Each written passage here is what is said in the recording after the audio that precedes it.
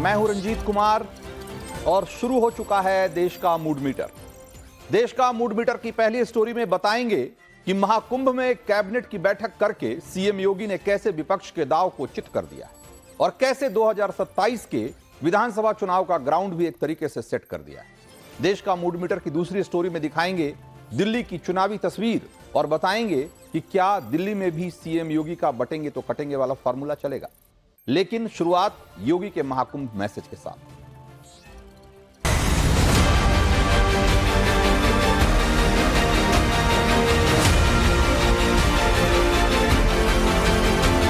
कुंभ के स्थान पर कैबिनेट करना ये पॉलिटिकल है और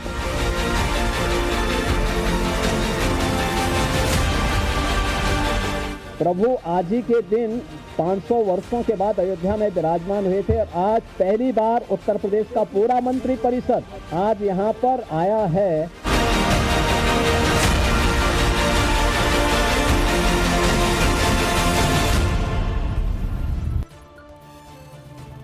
तो प्रयागराज महाकुंभ से आज वो तस्वीर दुनिया को दिखी जिसमें इस भव्य दिव्य महाकुंभ के आयोजन की परिकल्पना को साकार करने वाली सरकार खुद संगम में डुबकी लगाने उतरी हुई थी। यूपी के सीएम योगी आदित्यनाथ और उनकी कैबिनेट के 54 मंत्री मंत्रोच्चार के बीच श्रद्धा और संकल्प के साथ संगम में कुंभ स्नान कर रहे थे। आस्था की ये डुबकी उन्होंने उस कैबिनेट मीटिंग के बाद लगाई थी जिसमें यूपी के विकास से जुड़े कई फैसलों पर मुहर लगाई गई थी। लेकिन यही बात समाजवादी पार्टी के मुखिया अखिलेश यादव को खल गई।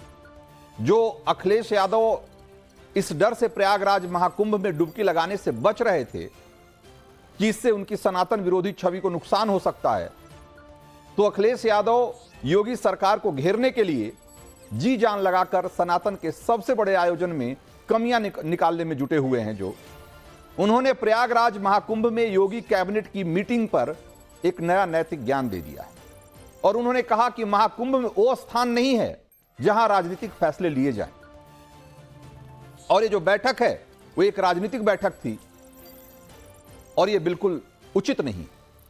पहले अखिलेश यादव का पूरा बयान सुनिए, फिर आपको बताऊंगा कि प्रयागराज महाकुंभ में योगी कैबिनेट की मीटिंग और फिर संगम में डुबकी ने उन्हें क्यों अपसेट कर दिया है। कुंभ और प्रयागराज वो स्थान नहीं है जहां पर राजनीति और राजनीतिक कार्यक्रम और फैसले लिए जाएं। कैबिनेट ही पॉलिटिकल है सर। कल जो ज्वाइंट पार्लियामेंट और कुंभ के स्थान पर कैबिनेट करना ये पॉलिटिकल है और पॉलिटिकल संदेश देना चाहते हैं वो लोग। तो अब जरा अखिलेश यादव के बयान का मतलब समझिए। कोई सरकार जब राजधानी से बाहर या उस जगह से अलग जहां पर की अक्सर कैबिनेट की बैठक होती है वहां से अगर अलग कहीं कैबिनेट की बैठक करती है तो इसका मतलब क्या होता है। असल में किसी स्थान या मुद्दे की अहमियत बताने का एक प्रतीकात्मक तरीका होता है। योगी कैबिनेट ने जो फैसले महाकुंभ क्षेत्र के बैठक में आकर किए वो फैसले वो लखनऊ में भी कर सकते थे, लेकिन महाकुंभ में कैबिनेट की बैठक करके योगी ने देश और दुनिया को यह संदेश देने की कोशिश की है कि महाकुंभ के आयोजन को वो कितनी गंभीरता से लेते, हिंदू धर्म के प्रति लोगों की आस्था का वो कितना सम्मान करते हैं और हिंदू धर्म को मानने वाले लोगों की धार्मिक आकांक्षाओं को पूरा करने के लिए वो किस कदर प्रतिबद्ध है। और मैं पूछता हूं कि इसमें बुराई क्या है। दुनिया में ऐसे कई उदाहरण हैं जब सरकारों ने लीक से हटकर कैबिनेट की बैठक की और अपने सरकार की प्रतिबद्धताओं को लेकर दुनिया भर में एक स्पष्ट और अच्छा मैसेज दिया। मैं आपको कुछ ऐसी तस्वीरें दिखाना चाहता हूं। आइए जरा कुछ तस्वीरें आप देखिए और उसके बाद समझिए कि योगी के इस बैठक के मायने क्या है, महाकुंभ क्षेत्र में जो बैठक हुई उसका मतलब क्या है। एक तस्वीर आपको दिखाता हूं। 4 दिसंबर 2009 की तस्वीर है। यहां लिखा हुआ है कैबिनेट मीटिंग। और ये कैबिनेट मीटिंग कहां हो रही है आपको पता है? ये कैबिनेट मीटिंग कर रही है नेपाल की सरकार। माधव कुमार नेपाल प्रधानमंत्री हैं उस समय और माउंट एवरेस्ट पर का जो बेस कैंप था 17,140 फीट की ऊंचाई पर माउंट एवरेस्ट के बेस कैंप में यह कैबिनेट की बैठक हुई थी। ये तस्वीरें उस समय की। क्या क्या मैसेज देना चाह रही है सरकार? नेपाल की सरकार यह मैसेज देना चाह रही है कि जो हिमालय के पर्यावरण की सुरक्षा है वो उनके लिए कितना महत्वपूर्ण है, और उसको लेकर पूरी दुनिया में उन्होंने एक मैसेज दिया कि दुनिया भर से जो पर्वतारोही आते हैं और हिमालय में जिस तरीके से पर्यावरण को नुकसान हो रहा है उससे उसे बचाना कितना जरूरी है। और ये मैसेज देने के लिए उन्होंने माउंट एवरेस्ट के बेस कैंप में जाकर कैबिनेट की बैठक की थी। अब आपको कुछ और तस्वीरें दिखाता हूं। यह 17 अक्टूबर 2009 की तस्वीर है, और यह तस्वीर आप देखिए, यह भी कैबिनेट बैठक की तस्वीर है। आपको इसमें दिख रहे होंगे लोग कि ये स्कूबा डाइविंग का पूरा गियर पहन के, स्कूबा गियर पहन के कैबिनेट की बैठक की जा रही है समंदर के पानी के भीतर। समंदर के पानी के भीतर 2009 में मालदीव की पूरी कैबिनेट ने एक बैठक की, और उस बैठक में एजेंडा क्या था और मैसेज क्या था? एजेंडा यह था कि जो ग्लोबल वार्मिंग की वजह से समंदर का जल स्तर बढ़ रहा है, इसको किसी भी तरीके से रोका जाए, क्योंकि अगर समंदर का जल स्तर बढ़ता है तो मालदीव जैसे देशों के वजूद पे खतरा आ जाएगा, अस्तित्व पे खतरा आ जाएगा। ये पूरी तरह से डूब जाएगा ये देश अगर समंदर का जल स्तर 1-8 मीटर भी और ऊंचा हो गया तो। इसके बारे में दुनिया को बताने के लिए, सेंसिटाइज करने के लिए उन्होंने स्कूबा गियर पहनकर और समंदर के भीतर अंडर वाटर कैबिनेट की बैठक की थी। यह भी 2009 की तस्वीरें। इसी तरीके से और भी दुनिया में अलग अलग जगहों पे कैबिनेट बैठक की गई। आइसलैंड की गवर्नमेंट ने एक ग्लेशियर पर जाकर के बैठक की थी कैबिनेट की, और उसका मकसद भी यही था कि ग्लोबल वार्मिंग को लेकर के दुनिया में एक अवेयरनेस पैदा करना और ये बताना कि ये ग्लेशियर कितने जरूरी हैं, इनको बचाना कितना जरूरी है धरती को बचाने के लिए। उसी ढंग से फ्रांस के राष्ट्रपति इमैनुअल मैक्रोन, उन्होंने पिछले दिनों 2018 में, पिछले कुछ साल पहले, उन्होंने फ्रांस के ग्रामीण इलाकों में, पेरिस में नहीं, ग्रामीण इलाकों में जाकर के एक मोबाइल बैठक की और कैबिनेट की, और वहां भी मैसेज यह था कि भाई ग्रामीण इलाकों के विकास का जो एजेंडा है उनके लिए कितना महत्वपूर्ण है। अब एक तस्वीर भी देखिए, 27 सितंबर 2022 की तस्वीर है, और यह उज्जैन में शिवराज कैबिनेट ने एक बैठक की थी। उज्जैन में आकर, भोपाल की जगह उज्जैन में एक कैबिनेट की बैठक हुई थी महाकाल के दरबार के पास, और यहां भी मैसेज यही था कि सरकार के एजेंडे में महाकाल कॉरिडोर और उज्जैन के विकास का मसला कितना बड़ा है, उसकी अहमियत बताने के लिए यह बैठक की गई थी। और इसी तरीके से अगर योगी सरकार ने आज महाकुंभ में बैठक की है कैबिनेट की, उसका एजेंडा, उसका मैसेज एकदम क्लियर है कि महाकुंभ का ठीक तरीके से आयोजन, सफल आयोजन और करोड़ों लोगों की आस्था का केंद्र महाकुंभ को दुनिया भर में एक बहुत ही शानदार आयोजन के तौर पर स्थापित करना उनका मकसद है, और उसको कितनी गंभीरता से लेते हैं, उसको लेकर कितना संजीदा हैं, ये बताना चाहते थे। और ये message clear, loud and clear, ये मैसेज डिलीवर हुआ है, ये पैगाम, ये संदेश गया है लोगों तक। अब आइए अखिलेश यादव की उस बात पर कि कैबिनेट की बैठक राजनीतिक आयोजन होता है, इसीलिए इसे कुंभ में नहीं करना चाहिए, जबकि हकीकत यह है कि कैबिनेट की मीटिंग प्रशासन से जुड़ा हुआ मामला, उसमें राज्य की व्यवस्था और विकास से जुड़े हुए फैसले किए जाते हैं। और योगी कैबिनेट ने महाकुंभ क्षेत्र में आज जो फैसले किए हैं, जरा उस पर गौर कीजिए और बताइए कि इसमें से राजनीतिक क्या है। ये जो सारे फैसले हुए हैं, इसमें कौन सा फैसला राजनीतिक फैसला आपको लग रहा है? पहला फैसला है प्रयागराज, वाराणसी, आगरा, इन तीनों म्यूनिसिपैलिटी के लिए म्यूनिसिपल बॉन्ड जारी किए जाएंगे। इसके जरिए क्या होगा? म्यूनिसिपल बॉन्ड जारी होंगे तो इन म्यूनिसिपैलिटी के पास, इन शहरों के का जो प्रशासन है, उनके पास और फंड आएगा, और उससे इन सारे शहरों का बेहतर रखरखाव और विकास किया जाएगा। क्या यह राजनीतिक फैसला है? प्रयागराज, विंध्याचल और काशी को जोड़ने वाला एक नया एक्सप्रेसवे बनाया जाएगा। क्या लगता है आपको कि ये एक राजनीतिक फैसला है। बुंदेलखंड एक्सप्रेसवे को गंगा एक्सप्रेसवे से जोड़ा जाएगा। उत्तर प्रदेश में आज एक्सप्रेसवे के जाल बिछाए जा रहे हैं, लेकिन उनकी इंटरकनेक्टिविटी भी बहुत जरूरी है। वो आपस में एक दूसरे से जुड़े ताकि पूरे प्रदेश में आना जाना सुगम हो, आसान हो। इसके लिए जरूरी है कि इन एक्सप्रेसवे के बीच में कनेक्टिविटी हो। तो बुंदेलखंड एक्सप्रेसवे को गंगा एक्सप्रेसवे से जोड़ने का फैसला किया गया। क्या ये राजनीतिक फैसला है? प्रयागराज चित्रकूट को मिलाकर एक डेवलपमेंट रीजन बनाया जाए, क्या यह राजनीतिक फैसला है? वाराणसी विंध्य डेवलपमेंट रीजन अलग से बनाया जाए और यमुना नदी पर एक और सिग्नेचर ब्रिज बनाया जाए प्रयागराज में, क्या यह राजनीतिक फैसला है? युवाओं को स्मार्टफोन टैबलेट दिए जाएं, क्या यह राजनीतिक फैसला है? बागपत, कासगंज, हाथरस में नए मेडिकल कॉलेज और नए खोले जाएंगे, क्या लगता है आपको कि यह राजनीतिक फैसला है? नई एरोस्पेस और डिफेंस पॉलिसी बनाई जाएगी उत्तर प्रदेश में।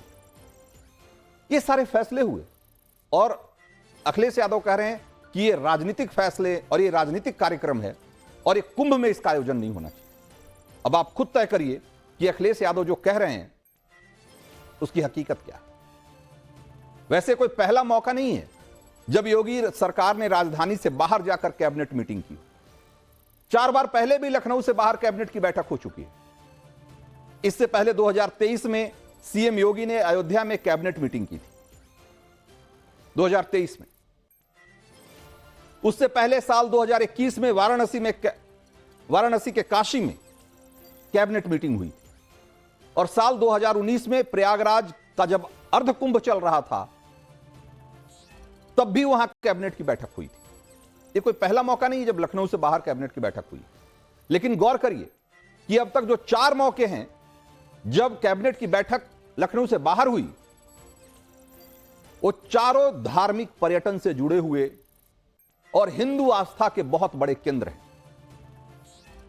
सरकार की प्रतिबद्धता जग जाहिर है, उसका मैसेज बिल्कुल स्पष्ट है। लखनऊ से बाहर हुई योगी कैबिनेट की ये चारों बैठकें बताती हैं कि योगी सरकार हिंदू धर्म में आस्था रखने वालों की भावनाओं को लेकर कितनी संवेदनशील है और हिंदू धर्म क्षेत्रों के विकास के लिए उनकी प्रतिबद्धता किस हद तक है। और इसी प्रतिबद्धता का नतीजा है कि आज उत्तर प्रदेश के सारे शहर देश के पर्यटन मानचित्र पर सबसे ऊपर आ खड़े हुए। महाकुंभ में योगी कैबिनेट में हुए आज के फैसले कैसे उससे जुड़े हुए हैं, आपको एक बार वो भी सुनना चाहिए। महत्वपूर्ण घोषणाएं प्रयागराज के इंफ्रास्ट्रक्चर, यहां के सस्टेनेबल डेवलपमेंट की दिशा से, डेवलपमेंट और रोजगार की दिशा से और आने वाले समय में यहां के नागरिकों के जीवन स्तर को और बेहतर बनाने की दिशा में जो आदरणीय प्रधानमंत्री जी की प्रेरणा है उसको आगे बढ़ाने के लिए ये कुछ घोषणाएं आज यहां पर कैबिनेट ने जिस पे चर्चा की है, अपनी सैद्धांतिक सहमति दी है। और मुझे पूरा विश्वास है कि अगली बार जब कुंभ के साथ उत्तर प्रदेश जुड़ेगा तो इन सब इंफ्रास्ट्रक्चर का लाभ आने वाले श्रद्धालुओं को प्राप्त होगा। तो अब जब इस कैबिनेट बैठक का एजेंडा और उसका पैगाम दोनों आईने की तरह बिल्कुल साफ है, तो फिर प्रयागराज में हुई योगी कैबिनेट की इस बैठक को लेकर अखिलेश की बेचैनी क्यों बढ़ी हुई? चुनावी गठबंधन में अखिलेश की पार्टी की साझीदार रही कांग्रेस, वो तो अलग ही दावे कर रही है। वो अखिलेश के बयान से बिल्कुल उलट जाकर दावा कर रही है। उनका कहना है कि कुंभ में कैबिनेट मीटिंग की परंपरा तो कांग्रेस के समय में शुरू हुई और योगी तो उनकी नकल भर कर रहे हैं। सवाल यह है कि आखिर योगी के विरोध की राजनीति करने वाली दोनों पार्टियां उनके कुंभ स्नान पर अलग अलग राग क्यों अलाप रही? उनके जवाब पर भी आएंगे, लेकिन पहले कांग्रेस का बयान सुनिए। कुंभ क्षेत्र में विधानमंडल दल की नकल करने वाले भाजपा के लोग कभी अपनी नीयत नहीं सही कर सकते। कांग्रेस सरकार में 8 जनवरी 1988 को कुंभ क्षेत्र में पहली विधानमंडल की बैठक हुई थी। आज भाजपा सरकार उसका अनुसरण तो कर रही है, नकल तो उतार रही है, लेकिन नीयत पर सवाल है। तो अखिलेश यादव का कष्ट असल में महाकुंभ में योगी कैबिनेट की मीटिंग नहीं है, बैठक नहीं है। अखिलेश का कष्ट महाकुंभ में सीएम योगी और उनकी कैबिनेट की जो उन्होंने आज डुबकी लगाई है संगम में, और इस डुबकी लगाने से देश भर में जो एक संदेश गया है, दिक्कत उससे है। जो उनकी पीडीए पॉलिटिक्स यानी कि पिछड़ा दलित अल्पसंख्यक राजनीति में सेंध लगने का जो खतरा दिखाई दे रहा है, दिक्कत उससे है। अखिलेश जान रहे हैं कि प्रयागराज महाकुंभ देश से लेकर पूरी दुनिया में हिंदू एकता का एक बड़ा संदेश दे रही। जाति से ऊपर उठकर लोग हिंदू समाज, जो पूरा हिंदू समाज है, उस संगम की धारा में डुबकी लगा रहा है, खुद को सनातन से जोड़ रहा है, और ये ट्रेंड अखिलेश की राजनीति के लिए एक अच्छी बात नहीं। अखिलेश कहें ना कहें, उनके मन में भी ये जरूर इच्छा रही होगी कि महाकुंभ के मौके पर वो संगम नहाएं, लेकिन इससे पॉलिटिकल नैरेटिव बिगड़ जाता, मैसेजिंग गलत हो जाती, संदेश गलत जाता। इसीलिए वो संगम से दूर हरिद्वार में डुबकी लगाने पहुंचे, और उसकी तस्वीरें समाजवादी पार्टी के आईटी सेल ने वायरल भी की। 2022 के यूपी चुनाव में अखिलेश के गठबंधन का हिस्सा रहे ओम प्रकाश राजभर इसी पर चुटकी ले रहे हैं। आपको उनका बयान भी सुनना चाहिए। ये काम तो कांग्रेस ने भी कैबिनेट किया था एक बहुत पहले प्रयागराज में, और एनडीए सरकार भी वही काम कर रही है।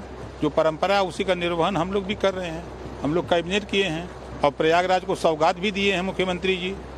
एक को नहीं 4-4 पुल देने की बात कर दी है, आपने सुना भी। अखिलेश यादव क्या लगता है, क्यों सवाल? देखिए, अब उनके जी में कुछ है नहीं, वो खाली पाकिस्तान का पानी पी लिए हैं बेचारे, और वही विरोध बतियाते हैं।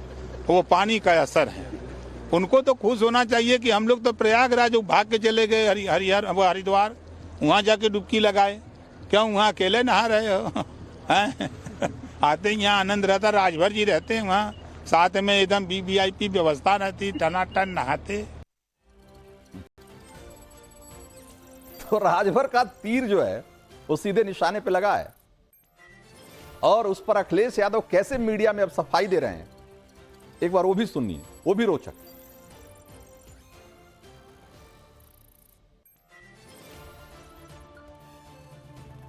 तो अखिलेश यादव का अगर वो बयान हो तो जरा सुनाइए। अखिलेश यादव ये कह रहे हैं कि भाई सिर्फ मैं ही नहीं, हमारी पार्टी के बहुत सारे लोग हैं, बहुत सारे कार्यकर्ता हैं जिन्होंने जाकर के संगम में स्नान किया है, लेकिन उन्होंने कोई वीडियो नहीं शेयर किया, कोई तस्वीर नहीं पोस्ट की। एक बार जरा सुनिए पहले उन्हें। कब वहां स्नान करेंगे? समाजवादी पार्टी के लोग मन से और आस्था है उनको। हम में से बहुत सारे लोग हैं जो गंगा स्नान कराए होंगे, उन्होंने तस्वीर भी नहीं डाली होगी, कहीं भी ना आपको बताया होगा। तो अखिलेश यादव एक तरीके से कह रहे हैं कि समाजवादी पार्टी के लोगों की भी आस्था महाकुंभ में है, बस वो उसका दिखावा नहीं करते, या क्या मालूम कर नहीं सकते। एक तरीके से समाजवादी पार्टी के लोग साइलेंट हिंदू हैं। यह अलग बात है कि अखिलेश यादव तो गंगा स्नान भी करते हैं और उनकी पार्टी इसकी तस्वीरें भी वायरल करती है। असल में अखिलेश यादव एक दुविधा के शिकार हैं। उन्हें ऐसा लगता है कि हिंदू आस्था का प्रदर्शन उनके मुस्लिम वोट बैंक को नाराज कर सकता है।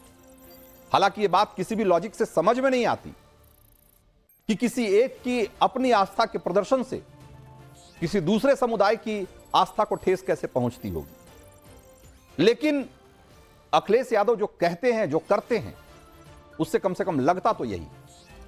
उदाहरण के लिए महाकुंभ और अयोध्या को ले लीजिए। वो महाकुंभ नहीं जाते हैं, वो संगम में स्नान नहीं करते महाकुंभ के मौके पे, जहां पर स्नान का विधान है, लेकिन वो हरिद्वार जाकर गंगा स्नान करते हैं। और उनकी पार्टी दुनिया को बताने की भी कोशिश करती है कि गंगा तो सब जगह एक ही है, हरिद्वार में नहाओ या प्रयागराज में नहाओ। उसी तरीके से अयोध्या राम मंदिर जाने की बजाय वो मथुरा और वृंदावन के मंदिरों के दर्शन करते हैं। मैसेज ये देते हैं कि भगवान तो सब जगह एक ही हैं, लेकिन इसी चक्कर में वो मीडिया में ट्रोल भी होते हैं, खासकर सोशल मीडिया। हरिद्वार के मामले में उनके बचाव में उनकी पत्नी डिंपल यादव को उतरना पड़ा। एक बार डिंपल यादव को सुनिए। डिसाइड करने वाले भारतीय जनता पार्टी के लोग नहीं होंगे कि कौन कब कहां किधर डुबकी लगाएगा। मैं समझती हूँ ये अधिकार एक मनुष्य का है कि वो कब जाता है, किधर डुबकी लगाएंगे। और इस तरह की भ्रम फैलाने वाली जो ये हरकतें करते हैं, मुझे लगता है भारतीय जनता पार्टी के लोगों को इससे बाज आना चाहिए।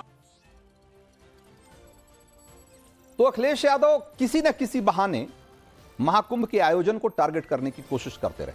कभी भ्रष्टाचार का आरोप, तो कभी आगजनी में हुई लापरवाही का आरोप, कभी अव्यवस्था का मामला। प्रयागराज महाकुंभ के आयोजन और उसकी व्यवस्था को लेकर अखिलेश और उनकी पार्टी के लोग सीएम योगी आदित्यनाथ को घेरने की हर मुमकिन कोशिश करते हैं, लेकिन बात बनती नहीं है। उल्टे योगी सरकार के जबरदस्त मैनेजमेंट की तारीफ दुनिया भर में हो रही है। दुनिया भर से आए श्रद्धालु जिस तरह प्रयागराज महाकुंभ के आयोजन के तारीफों के पुल बांधते दिख रहे हैं, वो 2027 के चुनावी दंगल की दिशा अभी से तय करते हुए दिख रहे हैं। महाकुंभ में आज हुई कैबिनेट मीटिंग में सीएम योगी ने समाजवादी पार्टी की पीडीए वाली रणनीति पर भी एक तरीके से करारा चोट किया है। एक बार वो भी सुनना चाहिए आपको कि योगी क्या कह रहे हैं। राजभर जी और ये कहाँ गए अपने आशीष पटेल जी, निषाद राज कहाँ हैं लोग? आप लोग पीछे क्या छुपे हुए? इधर आइए। कहाँ राजभर जी कहाँ गए? अनिल कहाँ है? अनिल कहाँ है? हाँ, तो इसीलिए तो यहाँ पे ये प्रभु की ही कृपा है। प्रभु आज ही के दिन 500 वर्षों के बाद अयोध्या में विराजमान हुए थे और आज पहली बार उत्तर प्रदेश का पूरा मंत्री परिषद पर आया है। और मुझे लगता है कि अगले कुंभ की क्या स्थिति होती है, लेकिन उसका इंफ्रास्ट्रक्चर उत्तर प्रदेश का ये मंत्री परिषद आदरणीय प्रधानमंत्री जी की प्रेरणा से यहां पर प्रयागराज की धरती पर प्रस्तुत कर रहा है। तो महाकुंभ के पहले से ही यूपी में योगी सरकार के खिलाफ एक नैरेटिव बनाने की कोशिश चल रही थी, जिसमें कहा जा रहा था कि योगी कैबिनेट में सब ठीक नहीं है, पिछड़ा और दलित समाज की अगुवाई करने वाली सहयोगी पार्टियों के लोग नाराज हैं और उनके कोटे से बने मंत्री खुश नहीं हैं। इस नैरेटिव को धार देने के लिए अपना दल के आशीष पटेल से लेकर ओम प्रकाश राजभर सबके बयानों का सहारा लिया जा रहा था। सीएम योगी ने महाकुंभ में स्नान के दौरान सहयोगी पार्टियों के कोटे से बने मंत्रियों को आगे बुलाकर स्पष्ट कर दिया कि विपक्षी नैरेटिव में दम नहीं है और क्यों पीडीए पॉलिटिक्स का हल्ला मचाने वाले अखिलेश अपसेट हैं, इसका अंदाजा आप इससे लगा सकते हैं। योगी ने महाकुंभ में कैबिनेट करके एक तीर से दो निशाना साधा है। हिंदुत्व के साथ साथ पिछड़ा दलित राजनीति पर भी उन्होंने एक तरीके से जोर दिया है और जिसके सहारे अखिलेश 2027 में सत्ता में लौटने का सपना देख रहे हैं। तो देश का मूड मीटर में वक्त है अगली स्टोरी का और आपको यह बताने का कि क्या दिल्ली की चुनावी लड़ाई में योगी का बटेंगे तो कटेंगे वाले फॉर्मूला चलेगा।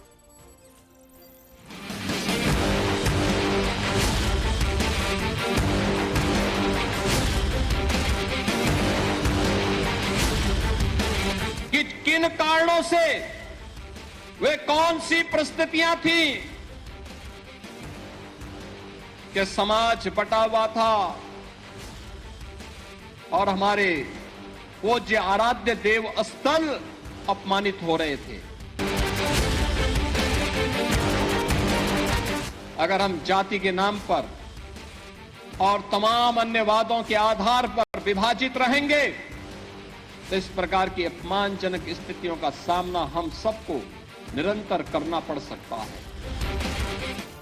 तो दिल्ली के चुनावी रण में कल उत्तर प्रदेश के मुख्यमंत्री योगी आदित्यनाथ की एंट्री होने वाली है। कल से सीएम योगी दिल्ली में प्रचार करने जा रहे हैं और जानकारी के मुताबिक सीएम योगी आदित्यनाथ राजधानी दिल्ली में ताबड़तोड़ 4 दिन में 14 रैलियां करेंगे। यानी 23 जनवरी से 1 फरवरी के बीच सीएम योगी धुआंधार 14 से ज्यादा रैलियां करेंगे।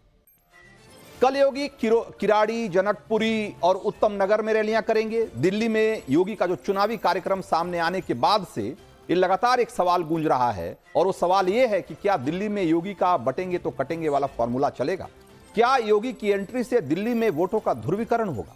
क्या दिल्ली की चुनावी पिक्चर में योगी की एंट्री से हिंदू वोटों का जुटान होगा और योगी के फॉर्मूले से मुसलमान वोट वाले फैक्टर पर इसका क्या असर होगा? ये सारे सवाल दिल्ली में बहुत ज्यादा अहमियत रखते हैं क्योंकि 2020 के दिल्ली दंगों के बाद यह पहला विधानसभा चुनाव है और दिल्ली दंगों में 60 से ज्यादा लोगों की मौत हुई थी। ऐसे में सवाल पूछा जा रहा है कि क्या योगी के जरिए बीजेपी ने वही सियासी चाल चल दी है जिससे दिल्ली में हिंदू वोट बैंक और मजबूत होकर उभरेगा। दिल्ली में करीब 12% मुस्लिम मतदाता हैं और दिल्ली की 11 विधानसभा सीटों पर मुस्लिम वोटर निर्णायक भूमिका में। पिछले 2 चुनावों में आम आदमी पार्टी ने मुस्लिम बहुल सीटों पर कांग्रेस को पछाड़ा है। साल 2013 में कांग्रेस को मुस्लिम बहुल 11 सीटों में से 6 सीटों पर जीत हासिल हुई थी। 2015 चुनाव आते आते मुस्लिम वोट बैंक कांग्रेस के हाथ से पूरी तरह फिसल गया और 2015 के विधानसभा चुनाव में आम आदमी पार्टी ने मुस्लिम बहुल 11 में से 10 सीटों पर जीत दर्ज कर ली। 2020 के चुनाव में आम आदमी पार्टी को 11 मुस्लिम बहुल सीटों में से 9 सीटों पर जीत मिली और कांग्रेस को एक भी सीट नहीं मिली।